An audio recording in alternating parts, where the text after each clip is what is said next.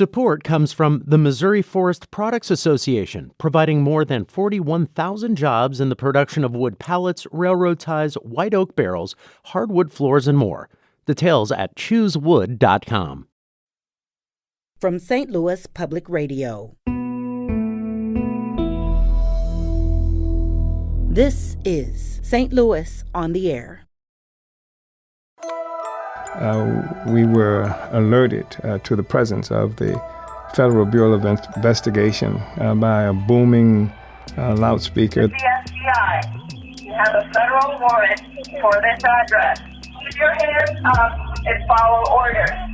This is the FBI. I looked at my husband and I said, are he talking about us? Every basketball court we create is a statement of what the government is not doing. The facts and circumstances surrounding this indictment are some of the most egregious and blatant violations we've seen by the Russian government in order to destabilize and undermine trust in American democracy. I'm Danny Wissentowski.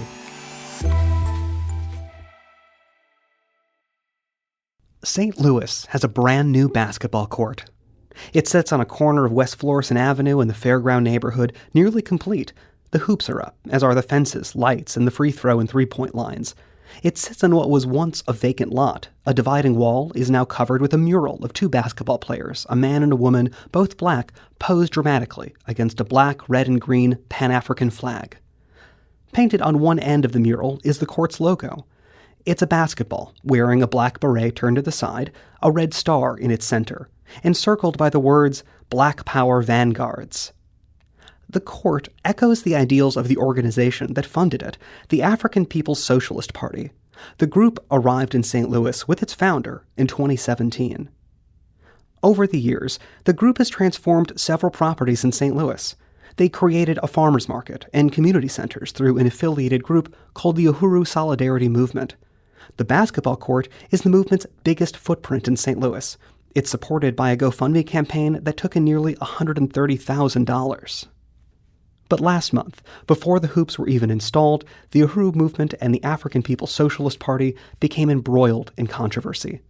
In a startling development, one whose details are still shrouded by an active investigation, the groups were revealed as a target of an FBI raid.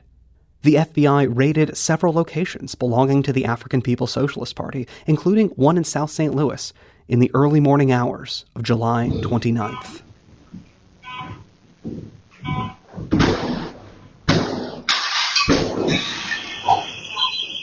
Captured on a security camera that morning, the footage shows a room directly behind the front door.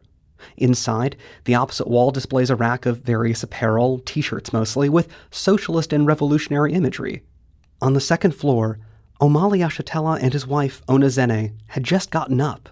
Early, at 5 o'clock in the morning Central Time, we were alerted to the presence of the Federal Bureau of Investigation by a booming loudspeaker. The FBI, you have a federal warrant for this address. Keep your hands up and follow orders. This is the FBI. I looked at my husband and I said, are he talking about us? All of our phones were blocked. We couldn't reach anybody. On the security camera, in the moments before the agents crashed through the front door, all that's visible is a group of shadows moving at the entrance. And then a flashbang lights up the dark. The explosion showers the room in debris. Figures and helmets move through the smoke, rifles raised. They gather at a far wall, right next to a Che Guevara t-shirt. The logo on their body armor clearly reads, FBI. They used battering rams. They broke windows. Got halfway down the stairs. A drone met me and almost hit me in the head. It was laser targeting, Yes. Doc, sort of bouncing off my chest when I walked down the stairs. I thought that they were going to kill us. We had no idea what they wanted, nothing. And they handcuffed myself and they zip-tied the chairman. We kept asking, what is this about? What is it about? Why are you cuffing us? Right. He said, it's for your security and our security. The FBI agent, he was like, we have the warrant over on the other side, but we never, ever saw a warrant to after they completely got out of the house. And they left that on the table and they'd been in the house for hours. That was Omali Yeshitela, the founder and chairman of the African People's Socialist Party, and his wife, Ona Zené, describing the events of July 29th, when FBI agents raided their home in St. Louis. That same day, federal agents also stormed the group's Uhuru centers in St. Petersburg, Florida. What ties these raids together is Omali Yeshitela and the affiliated groups he's founded. Now 80, Yeshitela participated in the civil rights movement and went on to start multiple groups to advance his ideals of black power and the need for reparations. Hours after the raid on July 29th, Omali Yeshitela stood outside his raided home in St. Louis holding a press conference that would make headlines. He revealed why the FBI had raided his home and that it had to do with Russia. They said that we were there because there was somebody in Russia who was going to be indicted. A Russian national in Russia was going to be indicted, and that there is some assumption of Russia influence in the politics inside the United States. At the same press conference, Yeshitela criticized the United States' position on Russia and directed blame to America for the conditions of its black communities. He pointed to his group's new basketball court as proof of their positive impact in St. Louis. If you go up and down West Florissant, you will see an extraordinary improvement has occurred, not from Russian money, but from solidarity by people, from people who unite with the struggle for black people to have freedom. That's where that basketball court came down. The government didn't do that. Yeshitela acknowledged having been to Russia in the past, but vehemently denied taking money from the Russian government. Yes, I have been to Russia, but I've also been to South Africa. I've been to Ghana. I've been to various other places in Africa. I've been to Nicaragua. I've been all kinds of places where oppressed people are organizing because black people need not to be isolated. That was Omali Yeshitela, founder of the African People's Socialist Party and Uhuru movement, speaking just hours after an FBI raid outside his home on July 29th. It's important to note here, that press conference we just heard, where Yeshitela said his group is being accused of having some association with the Russian government, that was more specific than the FBI itself has said, or what was disclosed in an indictment unsealed the same day of the raid. Bottom line, we don't know exactly what evidence the FBI acted on to raid the offices of the African People's Socialist Party. Whatever it was, it mobilized agents in 2 states in a coordinated operation, and it has left the African People's Socialist Party reeling. And in his press conference, Omali Yeshitela called it an attack. But they have accused us of taking money from Russia. Well, first of all, we've never taken a penny from the Russian government. But I'm not saying that because I'm morally opposed to taking money from the Russians or anybody else who wants to support the struggle for black people. Let's talk about the indictment that preceded the raids. In it, the U.S. charges a Russian national named Alexander Viktorovich Ionov. Ionov allegedly worked with Russia's intelligence agencies to recruit, quote, members of U.S. political groups as foreign agents of Russia within the United States. Yeshitela and his allies acknowledged that they participated in events with Ionov, even traveling to Russia around 2015. While not naming these political groups, the indictment does contain some compelling hints that the organization it calls Political Group 1 is actually the African People's Socialist Party. For instance, in August 2016, Ionov is said to have directed Political Group 1 to publish a statement of support of Russia's Olympic team as it faced a doping scandal. The indictment includes the title of that statement, but redacts the name of the group, leaving us with Imperialist Ban Russia from 2016 Olympic Games. Political Group 1 says, "Let Russia play." Today, you can still find that statement on the website of the Burning Spear, the official newspaper of the African People's Socialist Party, under the headline, Imperialist Ban Russia from 2016 Olympic Games, APSP says, "Let Russia play." If Political Group 1 is indeed the African People's Socialist Party, they are also accused of receiving cash from Russia, according to the indictment, in the form of a couple payments in 2016, totaling about $7,000. Other connections to Ionov are more overt. In March 2020, as Russia launched its war on Ukraine, Ionov joined a web conference hosted by Omali Yeshitela to discuss negating colonial lies about Russia. Uhuru comrades, Omali, Uhuru comrades who enjoy for this conference call. I'm really appreciated work with this meeting. Really thank you so much for your support us. Thank you so much, Omali. Thank you so much, the all activists from Uhuru movement. According to the indictment, Russia relied on Ionov to stoke foreign support. Ionov paid U.S. groups, the indictment says, to publish pro-Russian propaganda, as well as other information designed to cause dissension in the United States and to promote secessionist ideologies. That's the government's case to prove, of course, to make his own case, and to talk about his group's activities in St. Louis, from the FBI raid to the new basketball court. We invited Omali Yeshitela into the St. Louis On the Air studio earlier this month. The fact is that we're an organization that's celebrating our 50th year of existence. And we're an organization that felt our mission when we were born 50 years ago was to complete the work that had been initiated by people like Malcolm X and Martin Luther King and Patrice Lumumba in Congo and Kwame Nkrumah in Ghana, in Africa, and Che Guevara. That was what we saw as our mission. We built various aspects of our structures, and we've created other kinds of organizations that are not the African People's Socialist Party, but to deal with critical issues that our community is facing with. And some of these entities that we are responsible for having created, nonprofits and other things that deal with specific kinds of contradictions that plague our communities. That was Omali Yeshitela speaking to producer Avery Rogers.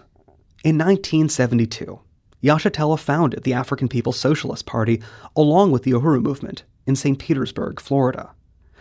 Over time, new chapters sprouted up in other cities. The movement now includes Uhuru furniture stores in Oakland and Philadelphia. And in St. Louis, the Post-Dispatch reported in 2020 that the affiliated groups applied for more than $269,000 in building and demolition permits and were behind the purchase of a half-dozen properties. So, what brought Yeshitela to St. Louis? The journey began, he told us, with the Ferguson protests of 2014.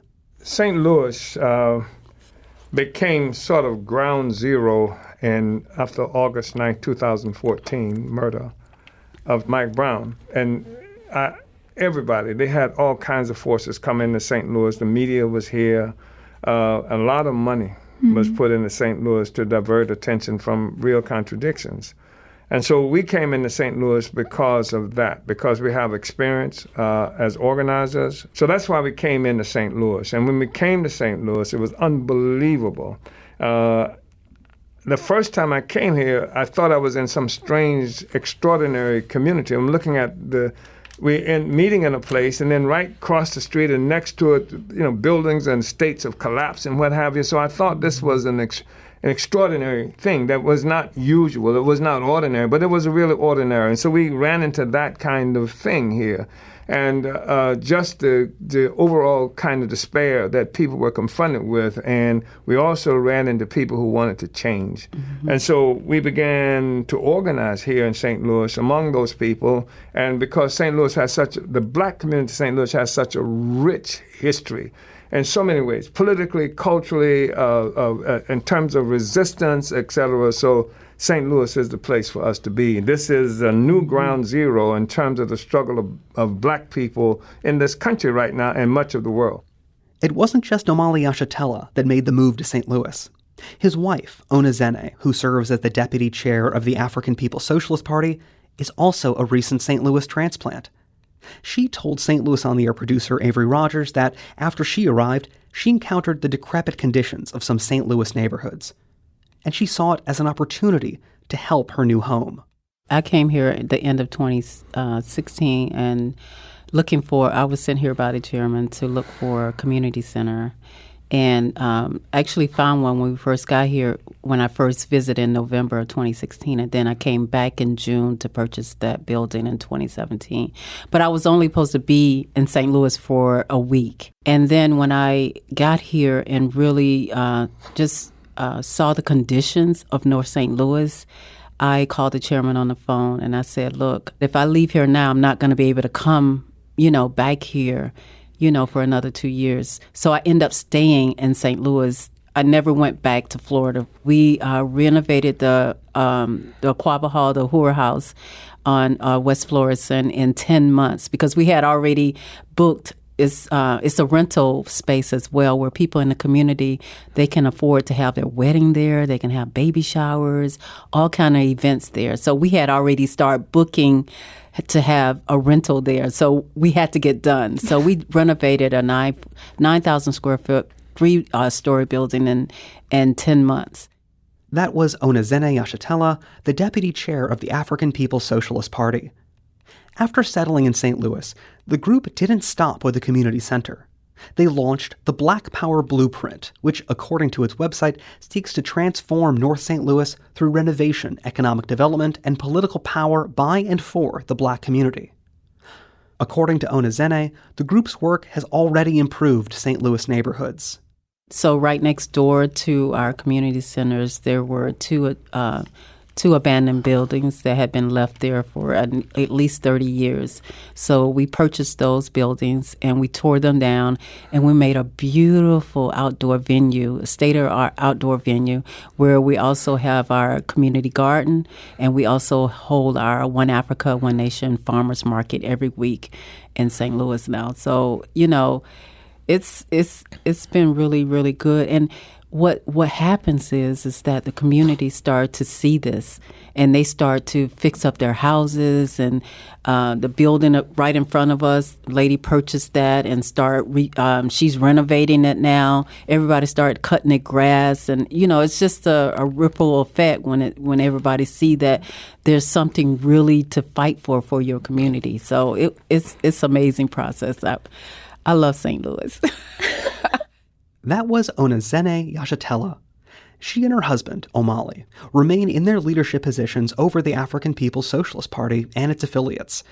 In Omali's view, the entire case, the FBI raid, the indictment, the allegations of spreading Russian propaganda, it's all part of a government campaign against his group's progress. You don't have to just believe it because we're saying it. Come and see. That we're a transparent organization. This nonsense that we are some kind of insidious force hiding in the dark, working with foreign agents for Russia, is something that you can see yourself. What it is that we do is transparent. See the work we've done to transform North St. Louis already, and get a notion of the work that we have on the line now that we're going to. And also it's important because I think, as I said earlier, that much of this is an attempt to divert resources that we would have for improving this community to having to fight for our lives against the FBI. A fight for our lives. That's how Omali Yeshitela, chairman of the African People's Socialist Party, described the July 29th raid on his home by the FBI. However, there are connections to Russia that Yeshitela doesn't deny, like traveling there for a global summit with other groups and his interactions with Alexander Viktorovich Ionov.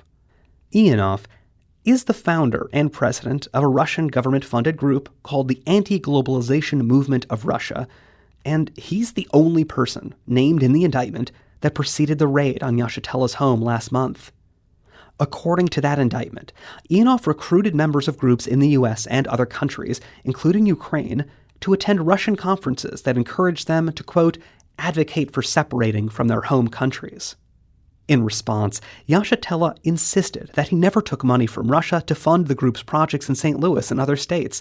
He said previous connections with Ionov, his travels to Russia, those were just part of his mission for international solidarity, not a propaganda conspiracy.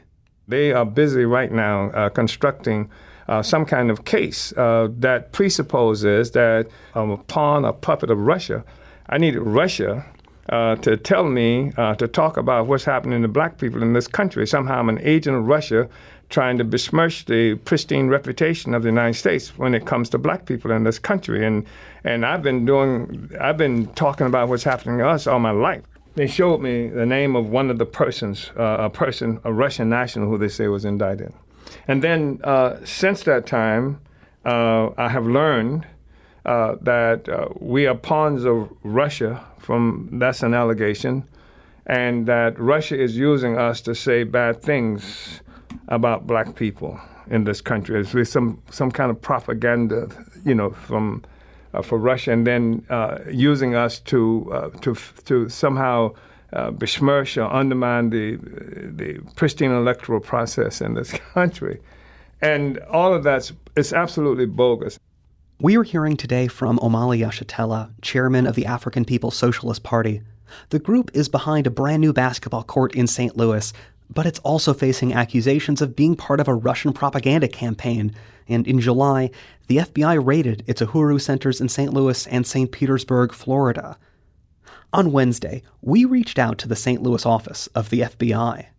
We wanted to know more about the July raid and whether the agency is looking at the African People's Socialist Party's activities here, including that new basketball court.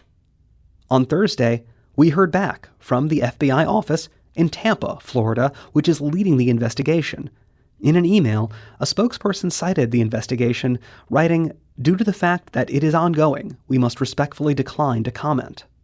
Overall, the FBI has shared few details from the raid. Here's what FBI Special Agent David Walker told reporters in St. Petersburg the day of the raid. The facts and circumstances surrounding this indictment are some of the most egregious and blatant violations we've seen by the Russian government in order to destabilize and undermine trust in American democracy. And at that same press conference, here's Roger B. Handberg, United States Attorney for the Middle District of Florida. Russia has recruited and forged ties with persons and groups around the world who are positioned to amplify and reinforce Russia's messaging campaigns. Yeshitela said these tactics are nothing new. He pointed to the FBI's targeting of civil rights leaders like Martin Luther King or the Black Panther Party. The real villain, he said, isn't a Russian national paying people to criticize the United States, but the United States itself. Every basketball court we create is a statement of what the government is not doing. Every doula that we create is a statement about what the government is not doing. Every program for providing jobs and training for these African men and women getting out of prison is a statement about what the government is not doing, and that's what's intolerable. And also, every white person that crosses the line to unite with what it is that we're doing, it breaks down the ability for the government to keep people in this country split based on race and having white community an absolute unity, solidarity with what they're doing to black people. That's been broken up, and that's a problem they have, and that's why July 29th happened here in St. Louis.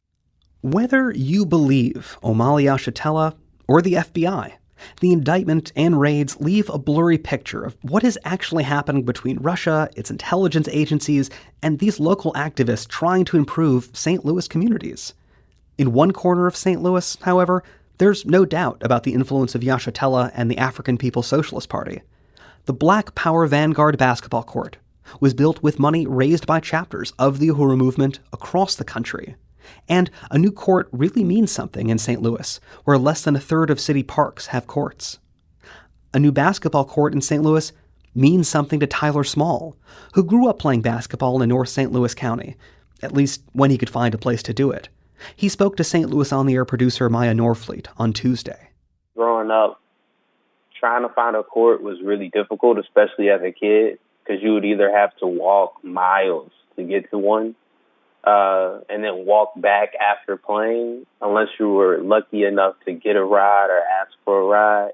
I had neighbors who put together a milk crate, and that's how they played, just trying to find a way to get it in. To find it, they put up they used one of the poles, the electric tower poles, and put a little milk crate on and played. Things are changing for basketball in the region. St. Louis announced last year that it plans to install courts in Forest Park by 2023. Right now, though, residents make do with what they have. On a recent weekday, I drove to the site of the Black Power Vanguard Court on West Florissant Avenue, still awaiting its final coat of paint before its grand opening in September. A few minutes' drive away, at O'Fallon Park, I met a young father practicing his shots and approach. He told me his name is Trey. There are 5 hoops in this park, plenty of space, but the surface is buckling with plants and cracks. Trey has been coming to this park to play basketball for decades, but he said the region should be doing more to expand the public's access to courts. Basketball should be supported because of the simple fact of it's just like any other sport. You know, we celebrate football, soccer, tennis, and whatever else. We should celebrate basketball as well. You know, a lot of our youth, you know, come to this park, or used to anyway, and this was like the safe haven for everybody. You know, you can get a workout, play with your friends, get juices, snacks for kids. It's none of that anymore. It's just trash. Trey told me he's heard of the new Black Power Vanguard Court on West Florissant, and he hopes the new court becomes a safe community space, just like the parks of his youth. Soon, he'll have even more options. Forest Park is getting courts next year, and Tower Grove Park is also planning to add basketball facilities under its new master plan. As for Trey, in between taking 3-point shots on a crumbling court in O'Fallon Park, he told me that he's excited for the new court nearby on West Florissant. As soon as it opens, he'll be there. I like it. I like it. We should do more of that. Next Friday, we're going to keep following this thread of basketball in St. Louis. For years, the lack of basketball facilities in the city's largest parks, including Forest Park, spurred questions about whether the absence sends a message about what people and pastimes are wanted in these spaces. Before that discussion, we want to hear from you. What does basketball mean to St. Louis, and what can be done to restore it to its former glory here? Leave us a voicemail at 314-516-6397. That's 314-516-6397. Or send an email to talk@stlpr.org.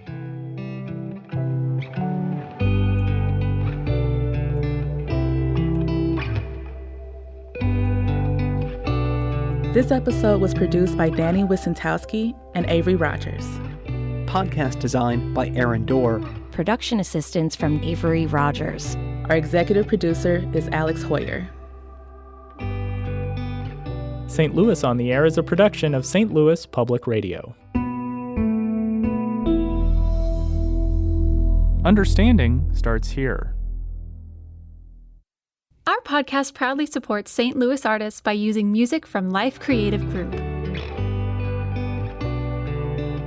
Do you find yourself regularly listening to episodes of St. Louis on the Air? Suggest us to a friend you think might enjoy our conversations, and leave us a review and rating on Apple Podcasts on the App Store. It's the simplest way to help people discover our show. Thank you. St. Louis Public Radio is a member-supported service of the University of Missouri-St. Louis.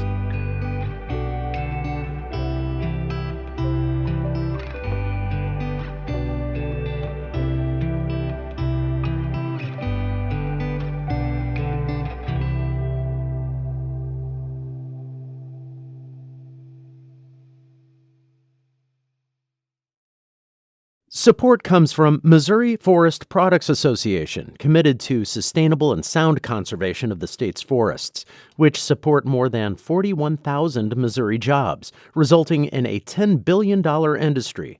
ChooseWood.com.